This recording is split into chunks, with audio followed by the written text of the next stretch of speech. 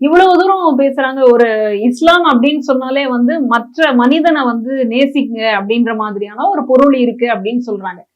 பெண்களுக்கெல்லாம் பாதுகாப்பா வந்து நாங்க கொடுத்திருக்கிறோம், அவங்களுக்கான உணவு கொடுத்திருக்கோம். அதுலயும் அவர் பேசும்போது சொல்றாரு, பெண்களுக்கு ரொம்ப முக்கியம் என்ன அப்படின்னு சொன்னா கழிப்பறை தான். அது வந்து தூய்மையா இல்ல அப்படின்னா அவங்களுக்கு ரொம்ப கஷ்டம். இல்ல அது இல்ல அப்படின்னாலும் அவங்களுக்கு ரொம்ப பெரிய கஷ்டம். அதையெல்லாம் நாங்க பார்த்து சரிவா வந்து கொடுத்திருக்கோம். பெண்கள் வந்து வழிபடக்கூடிய அந்த இடத்துல அந்த கழிப்பறை இருக்கு. அதனால அவங்க பயன்படுத்திக்கிறாங்க. ரொம்ப சந்தோஷம். யார் யாருக்கு என்னென்ன உதவி தேவைப்படுதோ எல்லாம் கொடுக்குறோம்.